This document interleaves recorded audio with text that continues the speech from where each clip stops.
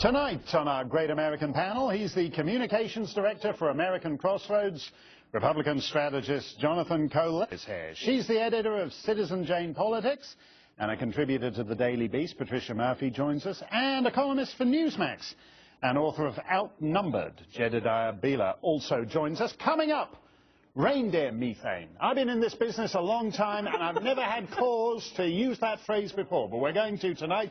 But first, Jonathan has a brilliant political ad just out. Take a look at this. And now, great moments in presidential history.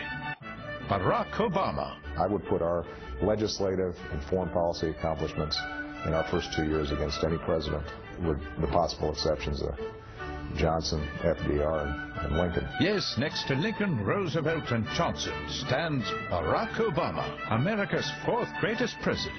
13 million out of work, 15 trillion in debt, and 34 straight months of unemployment above 8%. You definitely have some impressive accomplishments. Thank you, Steve. No, thank you, Mr. President.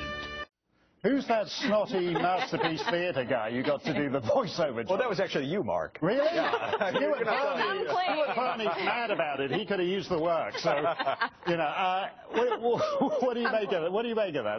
That's a great fun. I think it's a great ad because it uses Obama's words maybe against him, and if he is ranking himself fourth behind Johnson, you have to think in the real world he's maybe 9th or 10th. It's also a nice way to slip in some numbers that Republicans obviously want to hammer him with the unemployment numbers and the dissatisfaction numbers. So it's actually, I think, a very, very effective. I always go in two minds, Jedediah, about wit in politics, because the consultants will tell you, no, you've got to hammer a clear, straight, simple message over the head. And sometimes this stuff doesn't work for you. How do you think this one? I thought it was the ad of the year by far. I think stuff that makes you laugh and makes you think at the same time. And also I think it grabs onto our youth a little bit. I think young people love to laugh and love to be entertained. And if they can do that while you're hitting home some important facts. The only thing you left out was Obamacare, which is headed to the Supreme Court. Right. So I think that would be it. I don't know how you fit all his missteps into 1 minute. That was pretty good. And there's actually a little bit that Stuart Varney or I, we didn't show on that clip, but we begin by talking about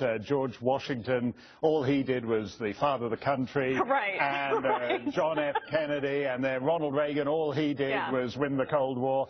And then we get to, but they're just like losers in the lower reaches of the top 20, or maybe the basement of the top 40. Who's keeping track? But again, for a man known for audacity, putting yourself fourth, again, behind Johnson, not the most audacious statement in the entire world. Right. So give Obama a little bit of credit. There were a lot of people that were very outraged when he had said those things to Steve Croft. And we just kind of felt like, I mean, there's so many. First of all, the fodder that's in that ad, there is much more of that. And when I actually released it to reporters today, I said it was going to be the first in a line of ads that we're going to be doing in that theme, because there's so much out there. And we thought it would be fun if the president really thinks that he's the fourth greatest in American history. Well, let's see what that looks like. Yeah. Let's put him behind. But the unemployment numbers are ticking down. I think he's running into a little bit of a good phase with economic input. So we'll sort of see how your ads go from here. CNN chose to concentrate on the important news of the day today, not your ad. They are going after the carbon footprint of Santa Claus. It's outrageous what that guy gets away with. Let's take a look at it. If you then add up the emissions from Santa's grotto, all those lights, and let's not forget, of course, the reindeers who produce quite a bit of methane. Dear old Rudolph may have a red nose, but he also can be quite windy as he goes around the world. And, of course, talking carbon, there's lumps of coal for the boys and the girls who haven't been good this year. You're starting to get the idea that Santa is maybe not as environmentally friendly as we would like. Reindeer flatulence. CNN's on top of the critical issue. I don't know. Has Santa been riding around in Al Gore's private jet? Is that part of the reason this is happening? I mean, that could be. You know, we laugh at this, and it's funny, but I was a teacher for a long time. I worked in schools. Don't think they don't use this stuff to try to interest kids and capture their attention. All of a sudden, it becomes an assignment on global warming and whatnot. This is how they do this stuff. Oh, come on. No, it happens. Although I'm here to defend Santa Claus. That is 100% renewable energy. We know that about the reindeer. And how many people are not burning in their fireplaces because he has to get down the chimney? Right. So I'm here to defend know. I don't think it is some sort of covert Everybody operation. knows that the display is powered by the northern lights, you know. I mean, that's no omission. And actually, Right. with all the global warming, let's face it, the North Pole, the whole pole's going to melt, and Santa and his grotto and all the elves will drown. That's the good one. That's the great news. So you won't be able to destroy the environment anymore.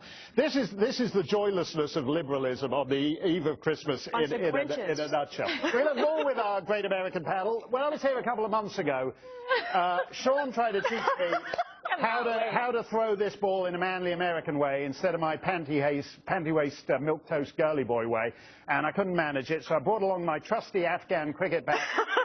More in a minute on our Great American Panel, up next on Hannity. That kind of works. Let your heart feel light.